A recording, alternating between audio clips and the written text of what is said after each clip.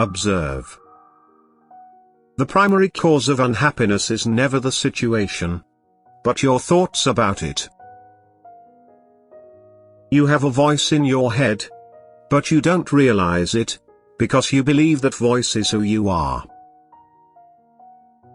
No one realizes it, because almost all of us suffer from it, so we consider it a normal thing. While you think, you believe that it is you who is thinking. We believe in this voice, and identify with it, and so we are always thinking. And right now, this voice in your head is saying something like, I don't have a voice in my head. And this incessant mental noise prevents us from finding an area of inner serenity. And so we cannot discover who we really are. This causes the mind to cry out a false self, and project a shadow of fear and suffering over us. The compulsive thinker, that is, almost all people, live in a world full of conflicts and problems, so the imbalance in thinking has become a disease. If used correctly, the mind is a magnificent instrument. However, when used incorrectly it becomes destructive. For example, there is nothing wrong with the division and multiplication of cells in the human body. But when this process happens, without taking the organism, as a whole, into account, the cells proliferate and we have the disease. To be even more precise, it is not you who uses your mind incorrectly. In general, you simply do not use it. It is the mind that uses you. And that is the disease. You believe that you are your mind. You believe that you are your thoughts. That is the delusion. The instrument has taken possession of you. Understand? Can you get rid of your mind whenever you want? Have you found the off button? Then, it is because the mind is using you. The fact is that we are so identified with it that we do not even realize that we are its slaves.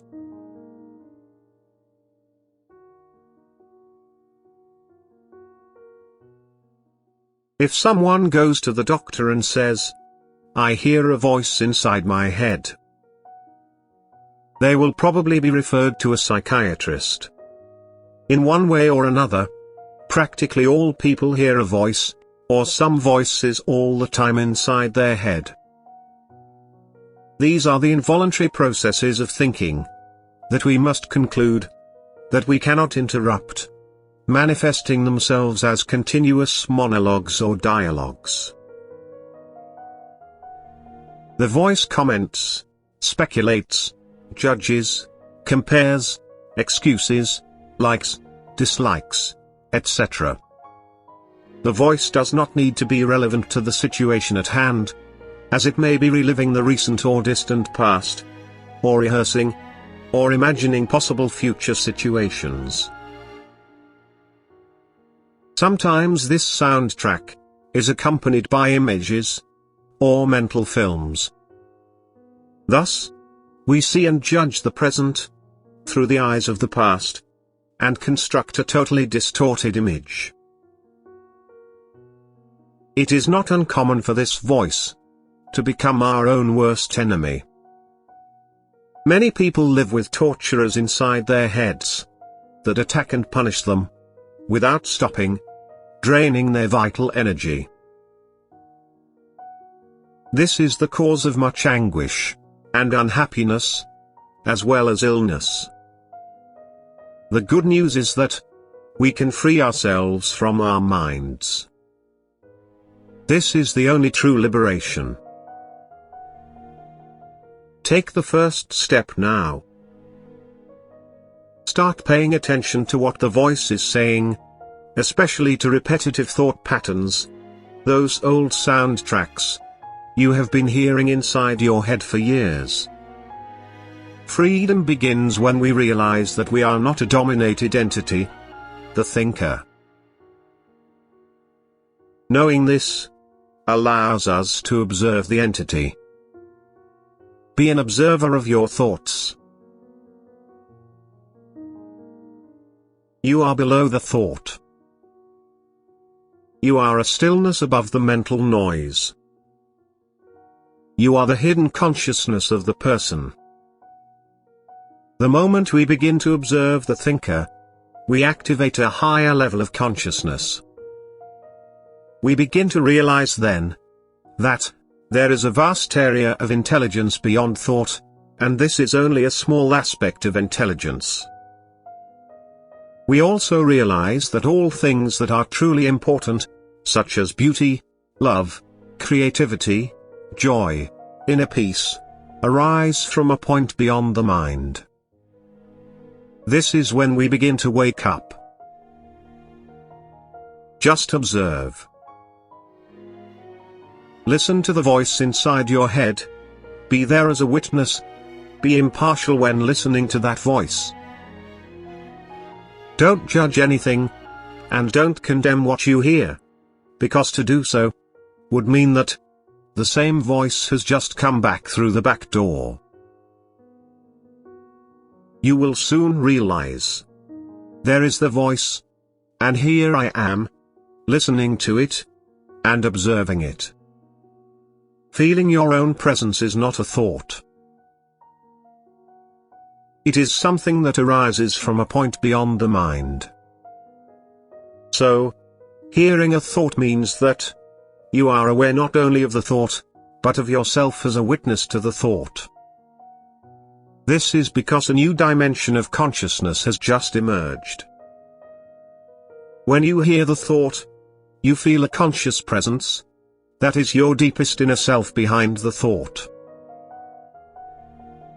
The thought then loses its power over you, and quickly moves away, because the mind is no longer receiving the energy generated by your identity with it. This is the beginning of the end of involuntary and compulsive thinking. When the thought moves away, we notice an interruption in the mental flow, a space of empty mind. At first, these spaces are short, perhaps only a few seconds, but gradually they become longer. When these spaces occur, we feel a certain serenity and inner peace. This is the beginning of the natural state of feeling at one with the being that is normally covered by the mind. This is not a selfish state, but a state of generosity. With practice, the sensation of peace and serenity will become apparent. In fact, this intensity has no end. You will feel a subtle emanation of joy welling up from within. The joy of being. In this state of inner connection, we become very alert. We are fully present. As we penetrate deeper into this area of empty mind, we begin to perceive the state of pure consciousness.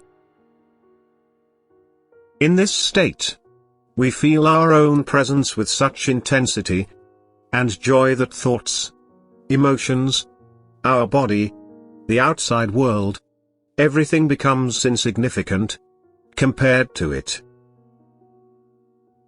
Another possible method, besides observing the thinker, is to create a space in the stream of the mind, by directing the focus of our attention completely to the now. Becoming aware of this present moment. Here and now.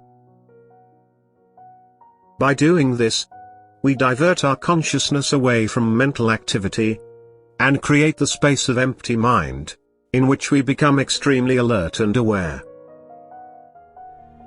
This is the essence of meditation. In daily life, it is possible to put this into practice, by giving full attention to any routine activity, normally considered as just a means to an end, in order to transform it into an end in itself. For example, Every time you go up or down the stairs, at home, or at work, pay close attention to each step, each movement, even your breathing.